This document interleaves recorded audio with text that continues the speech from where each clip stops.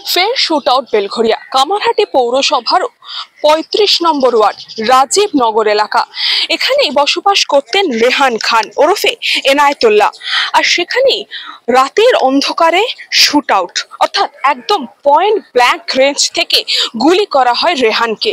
কি কারণে গুলি জানা যাচ্ছে স্থানীয় সূত্রে, এবং রেহানের যে মা, সে তার মা জানিয়েছেন এই যে এলাকা, সে এলাকায় দীর্ঘদিন ধরে এলাকা দখল করে রেখেছিল সুশান্ত। সেই ব্যক্তি যার এই জায়গায় দখলদারি ছিল, সেই দখলদারি পরে এখানে প্রায় 6 মাস হলো রেহান এসছে। সে রেহান এখানে যে জায়গা, সেই জায়গা জমি জমা দালালির কাজ করত। আর এই এলাকা সুশান্তর হাত থেকে ধীরে ধীরে চলে যাচ্ছিল এই রেহানের হাতে। এই নিয়েই মূলত এই দ্বন্দ্ব। दुश्मनी हमारा लड़का के था, वो सुशांतो के लड़का से था दुश्मनी। एक बार पहले ही मारा था, हमारा लड़का के बहुत मारा था अकेला पाके। जब सब विदेश के आदमी सब पारा के आदमी दौड़ा ना, तब छोड़ दिया, समझे। उसी से दुश्मनी था। मारता था कि तुम यहाँ से भागो, तुम यहाँ कॉन्टेक्ट काहे करता है, सब घर द्वार बनाता है, खाता है, करता है, जमीन के दलाली करता था सुशांतो के बेटा। वो है आपको बाड़ी बनाना है तो आप पैसा देते थे, आपको बाड़ी बना देता था। उसको है तो उसको बना देता था, यही काम था उसको। कल मलाली से आया, इतना समय में मलाली गया था, 10 दिन के बाद आया। रात में घटना किया है, कोई नहीं जानता कि कितना बजे किया। सुबह में हम देखे बाहर निकले है ना, तो बाहर के आदमी बोला कि वो काकी माँ रेहान दाचे का, तो वही हम देखलम আমার বাবু নেই, এই পিছনে গলি, এখানে গলি আছে। এবং এটাও জানা যাচ্ছে যে এখানকার যিনি পৌরমাতা, তিনি স্বীকার করে নিয়েছেন রেহার কিন্তু একদম অ্যাক্টিভ তৃণমূল কর্মী। একদম এই হচ্ছে সেই স্পট, যে স্পটে গতকাল রাত্রিরে রেহানের ওপর গুলি চালানোর ঘটনা ঘটে। এবং দেখাতে বলবো, ঠিক এই যে জায়গা, সেই জায়গার একদম ঢিল ছোড়া দূরত্বে কিন্তু রেহানের বাড়ি। এবং সব থেকে আশ্চর্যের বিষয়, এই যে ঘটনাস্থল, সেই ঘটনাস্থলে পাশে যে বাড়ি রয়েছে, তারা বলছেন যে তারা কোনো রকম অশান্তি, উত্তেজনা বা গুলি চালানোর ঘটনা তারা কিন্তু শুনতে পাননি। কিন্তু জানা যাচ্ছে যে সকালবেলা ভোরবেলাতেই এখানে রেহানকে তারা পড়ে থাকতে দেখে, এবং দেখা যায় যে মাথার পেছনে তার গুলি লেগেছে। এবং তার মাও সেটাই বলেন যে মাথার পেছনে গুলি লাগে, এবং গুলি লাগার পর সে মুখ থুবড়ে মাটিতে পড়ে থাকে। সেই অবস্থাতেই তাকে এখান থেকে উদ্ধার করে কামারহাটি সাগর দত্ত হাসপাতালে নিয়ে যাওয়া হলে সেখানকার চিকিৎসকরা তাকে মৃত বলে ঘোষণা করে। এবার প্রশ্ন উঠছে একটাই, এর আগে বেলঘরিয়ার 29 নম্বর ওয়ার্ড, সেটিও কামারহাটি পৌরসভা, এবং সেখানেও তৃণমূল কর্মীকে লক্ষ্য করে গুলি।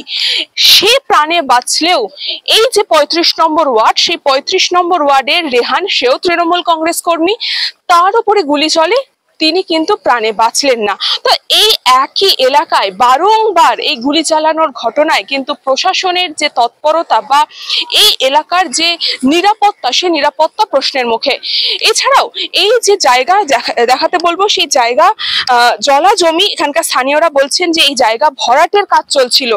এবং এই যে রেহান, সেই রেহান এখানে এই ভরাট, যে জলা জমি ভরাট হোক, পুকুর ভরাট হোক, বা এই যে জায়গা ভরাট করে বিক্রি করে দেওয়া, সেই সমস্ত কাজে কিন্তু এই রেহান এই জায়গায় কাজ করত, যে কাজ আগে সুশান্ত করত। এবং জানা যাচ্ছে এই নিয়েই তাদের একাধিক বা দ্বন্দ্ব হয়। এর আগেও এই সুশান্ত বলে যার নাম উঠে আসে, রেহানের মা যার নাম বারংবার অভিযোগ করছেন, এই সুশান্ত কিন্তু এর আগেও থ্রেট দিয়েছিল, মেরে ফেলার হুমকি দিয়েছিল তাকে।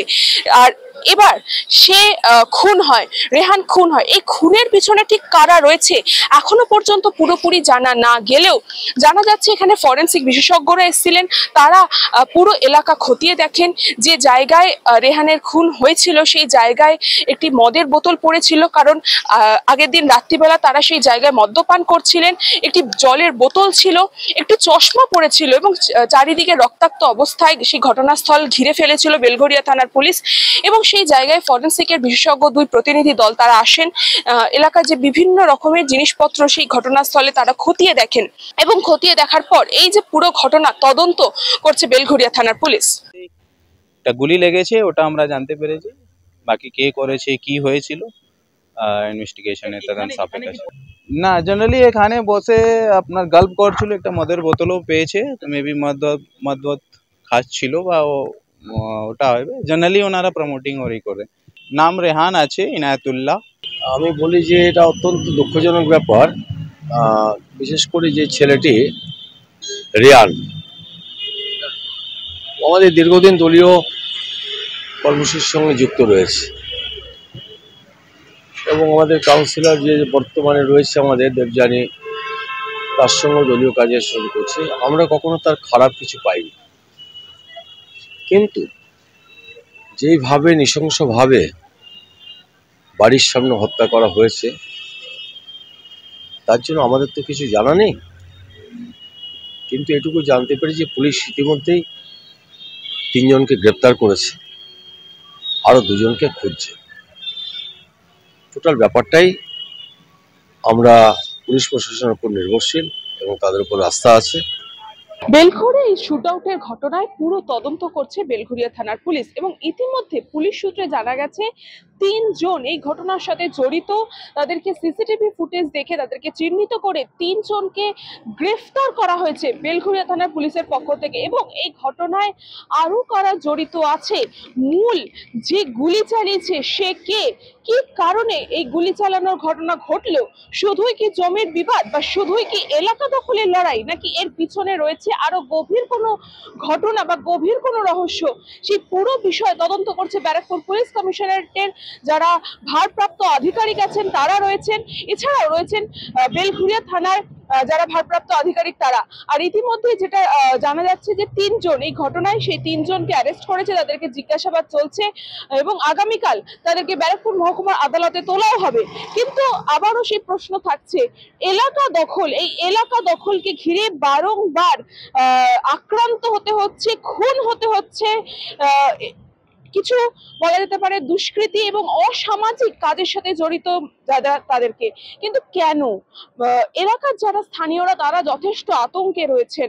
তাদের বক্তব্য যে এই রাতের অন্ধকারে যে ঘটনাটা ঘটলো বা এর আগেও প্রকাশ্যে বলা যেতে পারে চায়ের দোকানে গুলি, এই বারংবার কামারহাটি অঞ্চল জুড়ে একের পর এক এই গুলি চালানোর ঘটনায় প্রশ্ন উঠছে নিরাপত্তা নিয়ে। বেলঘড়িয়া থেকে বলরাম বসুর সাথে কৃষ্ণা পালিত, নিউজ বঙ্গ টাইম।